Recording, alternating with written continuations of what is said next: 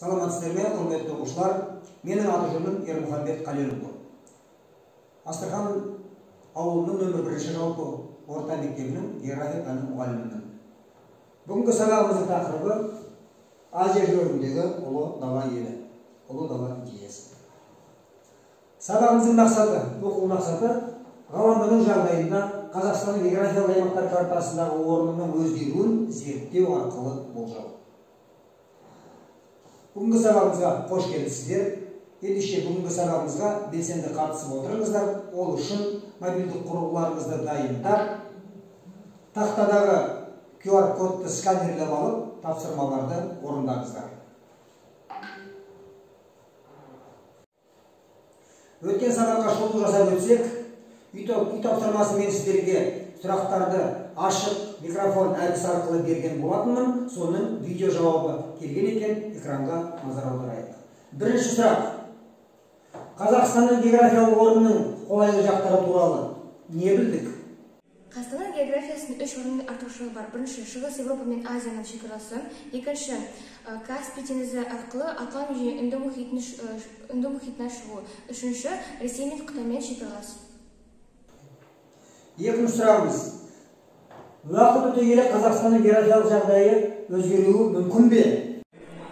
Уақыт өте келе Қазақстандағы географиялық жағдайы өзгеруі мүмкін бе? Қазіргі кезде өзгеруі мүмкін және де өзгеріп жатыр.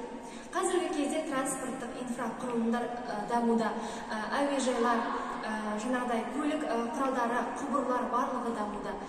Және де жаңағыдай логистика дамуда. Менің ойымша, қазіргі кезде географиялық жағдай әлі де дамып келе жатыр деп ойлаймын. Үшінші сұрақ.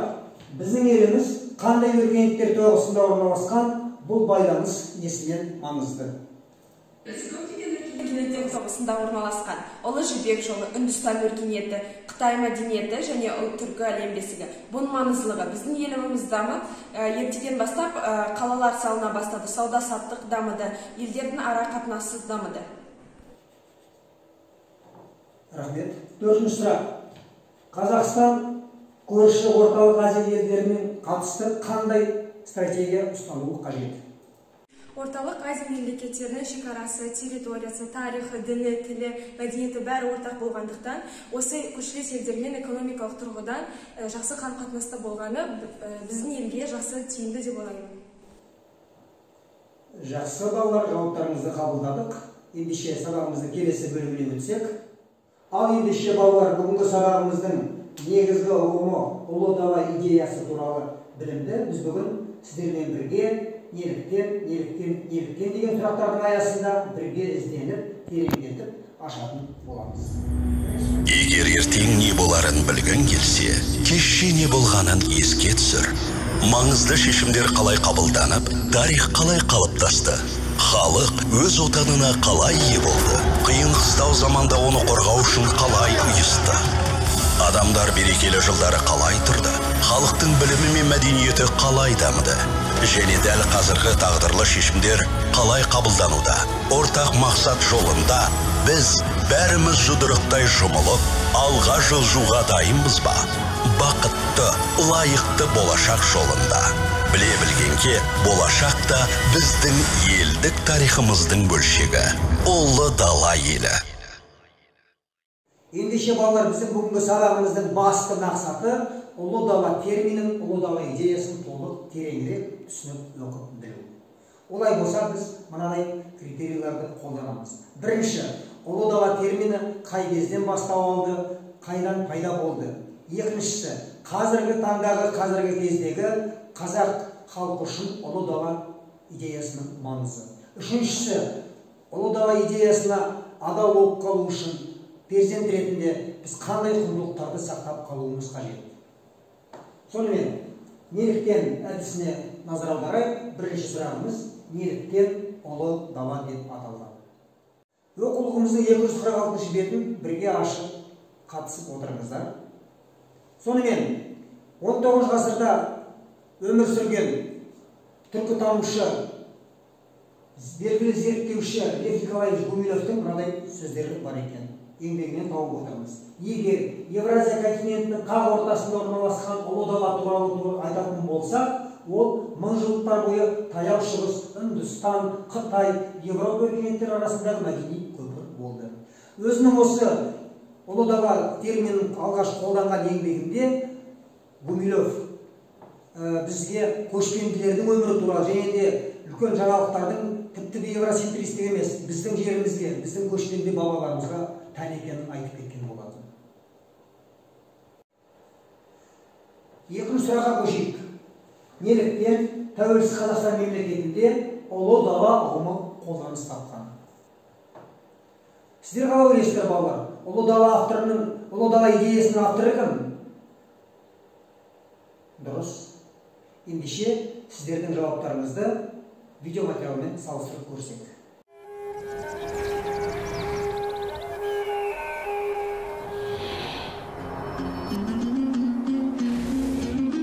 Біз ұлы дала перзенттеріміз.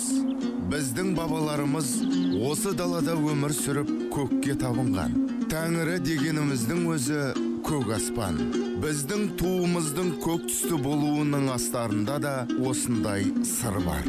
Бірегей көк түс еліміздің бірлігінің белгісі.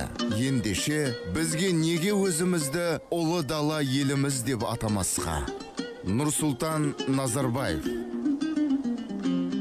Жарайсыңдар, балалар, жауаптарың дұрыс екен.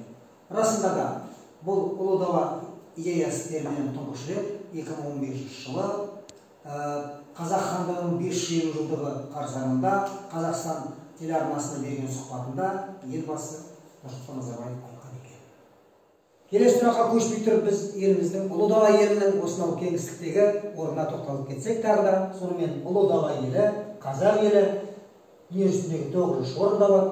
Сол сияқты Евразияда 3-ші орынға ие болып тұр, және де ТМД елдері арасында 2-ші орынға ие болып тұр.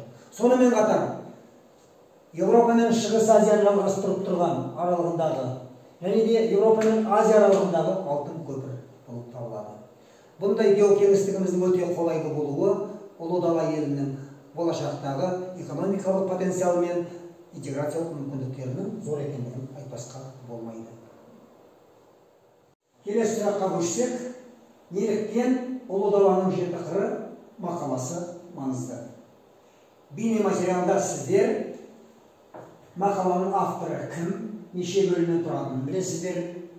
Сол сияқты 7 қырға жататын мәдениет түрлеріне танысасыздар. Назар аударайық. Елбасының бұл мақаласы былтырғы рухани жаңғыру бағдарламасының жалғасы іспеттес. Ұлы даланың 7 қыры мақаласы 2 бөлімнен тұрады. Алғашқысы ұлт тарихындағы кеңістік пен уақыт деп аталады. Мақаланың аты айтып тұрғандай, негізгі бөлім ұлы даланың 7 қырын айқындап береді. Оның ішінде 7 қазынамыздың бірі жылқыға ерекше мән беріліп отыр. Ұлы дала халқы металл өндірумен терең тарихымен мақтан алады. Сондай-ақ түрік әлемінің бесігі болып, Еуропа мен Азияны жалғаған Қазақстан ұлы жібек жолын жаңғыртуды да көздеп отыр. Қазақ даласының сулы, нулы табиғаты да елеусіз қалмады. Ал мақаланың 2-ші бөлімі алдағы уақытқа бағыт-бағдар береді. Елбасы төл тарихымызды бағалап, жаңғыртуға арналған нақты 6 тапсырма жүктеді. Оның ішінде архив 2025 7 жылдық бағдарламасын жасау, түркологтардың дүниежүзілік конгрессін ұйымдастыру, ұлы дала атты ежелгі өнер және технологиялар музейін ашу сынды тарихи әрі маңызды міндеттер бар. Келесі кезекте балалар сіздермен бірге Қазақстан Республикасының ұлттық мұражайына виртуалды саяхатқа шықсақ. Сонымен ұлы даланың 7 кереметінің бірі алтын адам. Бұл арқылы біздің танитынымыз есік заманында есік обасынан табылған Сақ ханзадасының. Ендеше бұдан білетініміз не? Келесі кезектегі бізде ежелгі дәуірдегі металлургия. Біздің бабаларымыз сол кездің өзінде металлургияны өндірудің әдіс тәсілін білген, сол арқылы қара металл, түсті металл, бағалы металлдарды өндіріп өзіне тұрмыстық қажетіне сай заттар жасай білгендігін білеміз. Келесі 7 қырдың бірі бізде аң стилі, яғни біздің бабаларымыз ұлы даланы мекендеген табиғатпен етенеп байланыста болған, сол сияқты сол жануарлардың бейнесін өздерінің күнделікті тұрмыстық заттарында көрініс тапқанын байқаймыз. сол сияқты түркі әлемінің бесігі болып табылатын Алтай тауын онда айтпасқа болмайды. Алтай тауларында және одан бөлек батыс пен шығыс жалғастырып жатқан Ұлы Жібек жолы келесі жеті қырдың бірі болып табылады. Ол арқылы өркениеттер тоғысты, ол арқылы қалалар пайда болды, ол арқылы сауда-саттық дамыды. Және де мынау жерде жоқ, тағы айтып кететін нәрсе Қызғалдақ пен алманың отаны болып табылатын тағы да екі жеті керемет, жеті қырымызды айтуға болады. Сонымен біздің бабаларымыз осынау жерге ие бола отырып, жеті санын әрдайым пие тұтқан жеті ата, жеті қазына, сонымен қатар ұлы даланың жеті қыры болып табылатын құнды жәдігерлер біздің күнделікті тарихымызбен өте тіршілігімен өте байланысты екендігін де білуге болады. Сонымен ұлы дала идеясын түсініп меңгерсек, ұлы даланың жеті қырымен танысып болсақ, келесі кезекте сәйкестендіру тапсырмасын орындаймыз. QR код арқылы дайынсыздар. Бастайық. Алтын адам, Ұлы Жібек жолы, аң стилі, түркі әлемінің бесігі,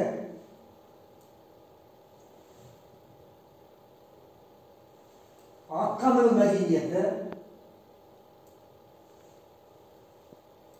ұлы даладағы металлургия және Қазақстан алма мен қызғалдақтың отаны. Кәне, орындап болсақ, қанатшаны басып тексерейік.